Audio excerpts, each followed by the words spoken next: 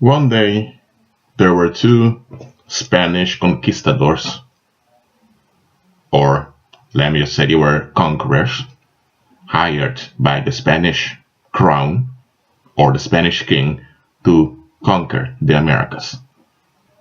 No. In South America, there were two conquistadors that conquered a large plot of land without spilling any blood. The Indian tribes just surrendered and they signed a deal to acknowledge the Spanish king as their emperor. So one day, two conquistadors were walking around on a road that was built by Indians. They were discussing how they would divide the territory.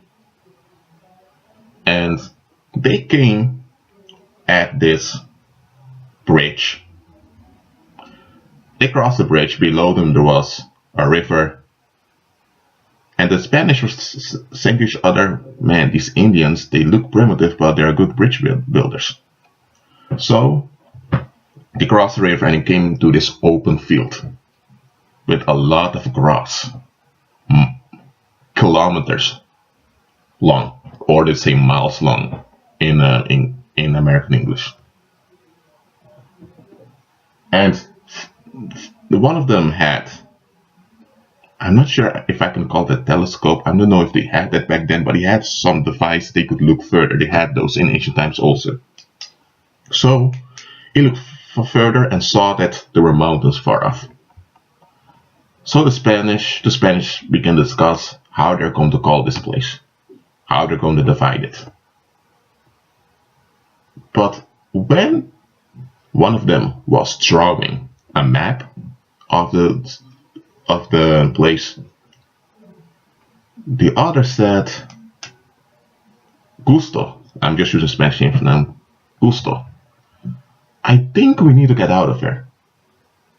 And Pedro, I'm using Spanish names, Pedro says, Gusto, ¿qué pasa? That means Spanish for what's going on. And then Gus says, Pedro, I don't trust this place. And then Pedro said, hey Gusto, listen man. I'm using modern day expressions now. Gusto, listen man, we are conquistadors of the Spanish crown. We are anointed by the Holy Church of Rome. We've conquered this land. We are here not in our own name, but in the name of the King of Spain and of the Pope. So why should we get out of here?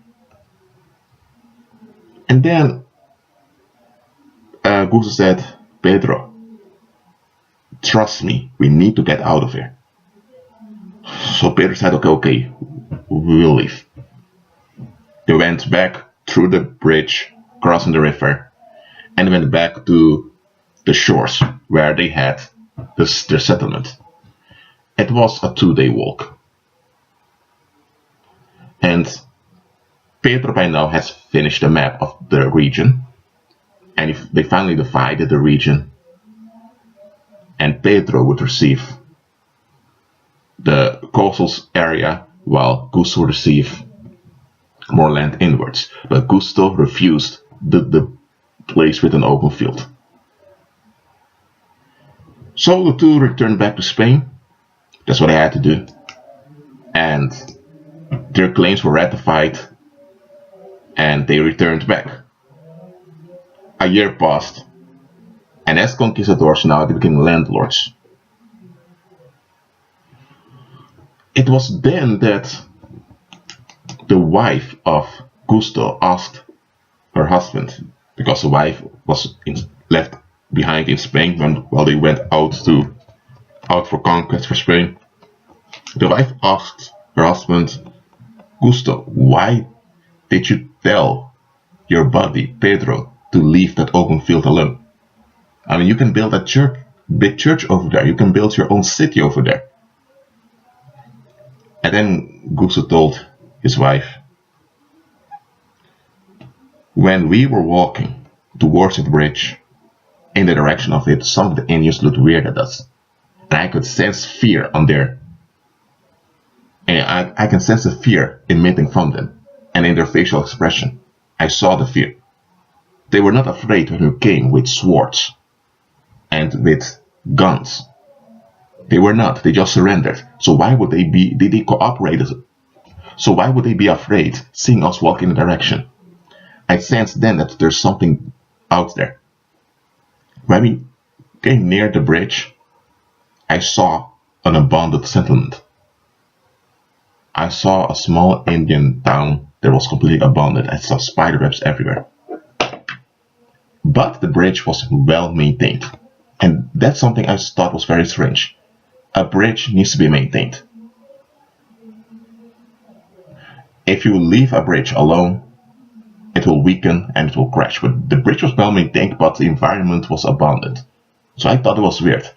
When we crossed over, for about 10 minutes walk, we couldn't find any trace of human settlement. And then we had this open field suddenly. And in that open field, I sensed no, but absolutely no sign of wildlife. And that was quite weird, because everywhere where conquistadors arrived, there was signs of wildlife, animals, a lot of insects, because there are a lot of insects around here, as you know. I sensed none of that. So that was another thing that was quite weird. But then, when we were in that open field, when I looked through one of those telescopes, okay, for this parable I'm saying the word telescope. I may be wrong, but okay. So he said, I looked through the telescope and I could see this lizard-like creature from far off looking in our direction.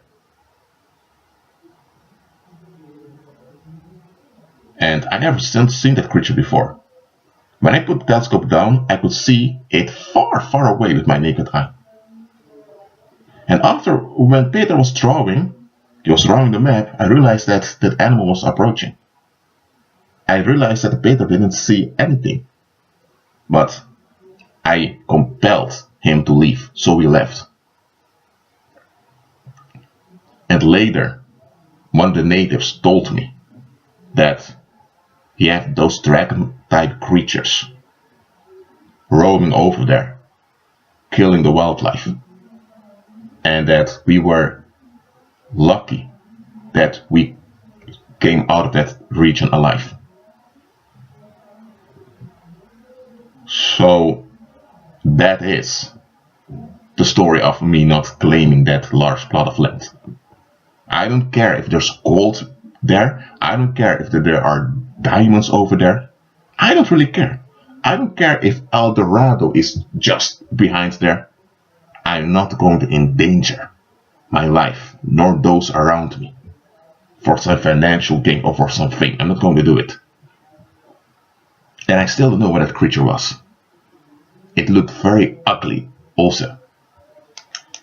Okay, that's a parable. Now, what am I trying to say with this parable? There are times people around you or people with you can see things you don't. Does that mean that you are not alert? Does it mean that you are stupid, that you are dumb, or that you are ignorant? No. Sometimes you just don't notice things. And there's nothing wrong with that. There are times you need to be aware of things, especially if you're driving a car or you're riding a bicycle. And that's why it's good to have someone sitting beside you while you're driving and also pays attention to the road. You get what I'm saying? So, yes, as a human, male or female, I don't care which age you are, I don't care how experienced you are, there are times you're not going to notice everything. And look, sometimes people will not tell you what they've seen because they know it will upset you. They know you may not be able to process it at that time, and maybe they can't even explain what it is they're seeing. And the parable I gave you is an extreme one. They encountered a dinosaur-type creature in the place they've conquered. But the guy didn't know anything about such animals. But okay. cannot. Maybe they're not seeing some paranormal creature, but maybe they sense. I mean, let's say you and your buddies are out at the cafe. You're drinking some beer, having a good time. But let's say there are a few women that walk in. They're also joining the company. Let's say one of your buddies noticed that one of those women seemed possessed. He doesn't know. He's not familiar with possession or how to acknowledge, how to recognize possession. But he senses one of those women. They have a dead stare. She has a dead stare in her eyes, and she's looking quite angry. And he senses some sharp, some cold energy coming out of her. Now that guy senses also that something bad's about to happen. But you and the others, you're watching football while drinking beer, so you don't notice any of it. Then the guy tells that, well, he needs to do homework. And you guys think, dude, you've graduated. What homework do you have? And the guy excuses himself and he leaves. But before he leaves, he suggests you guys also leave. After half an hour, you decided, you know what, I'm going to leave also. So you left. The next weekend, when you guys are there, you hear that some woman went missing, and that the police and there's also a police officer there asking questions. They showed a picture of the one that went missing, and then your body and you tell the police officer that you saw this woman that went missing arriving with 2 friends. That the police officer said 2 friends, and you both describe the second friend that was there. She was brunette, a bit tall. She wore sexy clothes. She was quite attractive, but also a bit intimidating. And then the police officer looks at both of you as if you both lost your mind. And then the police officer asks, "Are you guys sure? Didn't you guys drink too much that evening? Because I know you guys come here often." Then you guys think, "Sir, why would we lie and hinder a police investigation? That's a criminal offense. We have no interest in getting involved, having any conflict with the law here." And the police officer sees that you guys are sincere, and then the police officer tells you, "Well, I've interrogated all other people that were here that night, and they only said she came with one other friend. Nobody talked about this woman you people are describing. Nobody saw her." And then you guys think, what? What the heck is this? But you guys leave it at that. So your buddy that decided to leave earlier, who later told you about why he left, he made some pictures with his cell phone that evening. And on those pictures, that woman was visible. But nobody saw her. So you guys go to the police and show the pictures. And the police, well, they take it into consideration that people drank a lot, so probably they didn't recognize everybody. The people didn't notice the weird thing that was going on. They didn't realize anything weird. But both of you realized that something very strange happened that night. Now, what happened in this parable? Because it's a parable, as you understand. That other buddy, let's call him James. James saw that creature that looked like a woman. He didn't know what it was, and he sensed that this is weird. He left. You afterwards sensed that your buddy wouldn't just leave just like that. So you thought, okay, I'm going to leave also. What was going on? That so-called sexy brunette woman that walked in that looked intimidating, that woman that only you and that body saw, it was a demon in disguise. And this demon in disguise came that night with that girl that went missing. And here's the thing, it's only you two that saw the demon. And the demon was aware that you two could see its disguise, because, let me say his disguise, because they're male. The demon didn't care that people would make pictures and would capture his disguise, I mean. But here's the thing, the other people, they didn't even notice the disguise of the demon. The demon knew that some would see the disguise, others wouldn't. But that body of yours and you are spiritually awake. You are both spiritually sensitive. So when something doesn't add up, you notice it. Those others don't. And you, in this case, didn't realize that there was something odd with this woman. Even though you saw her, you thought it was just one of... But now that you look back, you realize that, hold on a minute, that woman was there, but nobody talked to her. And normally at the cafe, everyone talks to one another. Everyone's having a good time, but this woman was there and people... See, now you realize that people act as if she wasn't there. And it's quite difficult to ignore someone's presence if you are in a crowded cafe. So it's not possible. And it's when you think back, you realize, hold on a minute. Indeed, this isn't right. Now look, again, this parable, the second parable, is an extreme one. I use extreme parables because extreme parables highlight what I want to teach. There are times that those around you notice something you don't. Or maybe you're the one noticing something others can't see. It doesn't have to be something extreme like a paranormal creature or anything like that.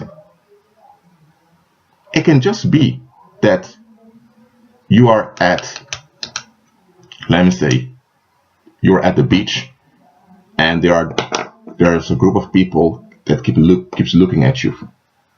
And others are just enjoying themselves on the beach, and you think, what are those people keep looking at us like that? And later you found out that those people were kidnappers, looking to kidnap some women to sell into pimps for prostitution. Yeah, no, you didn't knew that, but you noticed people being there. Or it can be that, well, you go to work, you come home, and one day your son tells you, Mom, Dad, who's driving that green car that's parked across the street? And you both think, Son, what are you talking about, green car? You didn't even notice the green car. And then your son tells you, every morning there's a green car over there. And just after 11 o'clock it disappears. You guys have any idea what that is? You guys have no idea what your son is talking about. Your son goes to school, he comes home, he goes out with friends, and he noticed something you both didn't notice. Now what is going on? Across the street there is this ex-convict that lives over there, and this ex-convict has robbed criminals in the past, and one of his former victims has sent a hitman to watch him. Now you guys don't know anything about it. You guys don't even know the guy that lives across the street, but every morning there's a hitman over there checking out the routine of his target. Now, a few days after your son mentioned this, you see that there's the forensics are in your streets. There are a lot of police vans, and you hear that someone has been killed. And then you remember what your son told you about this car that stood there. every morning. Now, am I telling you now to become paranoid and to become hyper vigilant? No. I'm just telling you to look at the bigger picture. To look around just once in a while. Too often people get so drawn into their daily activities that they lose perspective and they don't notice anything that happens around them. It happens with almost everybody. There are people that when their routine is disturbed, either by a train delay or they forgot their car keys, they need to go back, or they need to go back home. When their routine has been broken, they begin to sense and notice things. And you know what? Often when your routine is frustrated and things don't go your way, it is a blessing in disguise. Why? Because now you're not distracted anymore. And look, about that second parable I gave about that demon that came in disguise, such things happen. Such things happen, but most people don't even notice it. Of course, as a believer, you are in Christ, you don't fear demons, you fear nobody. The fear of the Lord is really translated as reverence and deep awe of the Lord. It means you're overwhelmed by the greatness of the Lord, that you're not afraid of anything anymore. That's what the fear of the Lord is. It's not that you need to be terrified of the Lord because the Lord can do something to you. No. That's a false interpretation. Now, for those that operate in what they call the fear of the Lord or the reverence of the Lord, you don't fear such things, but you are alert, you are aware. That's why don't conform to the pattern of this world. People in the world, they just want to live and that things work out. And there's nothing wrong with wanting things to work out, but in this working out, often people lose themselves. They become too distracted, they don't notice anything around them. And this can be deadly. It can be. For example, if those parents would have listened to their son and would have checked out about his green car, they could have called the police. They could have informed, and if people would have noticed it, then the hitman wouldn't have a chance anymore to kill his target. Because now someone has been killed, and now there's trauma throughout the whole community, and there's stress in the families. People don't trust each other anymore. Look, you can't prevent every tragedy and every harm, okay? You can't. That's not your job. Neither can you understand everything and notice everything. Just be alert. That's what I'm saying. Well, that being said, be at peace.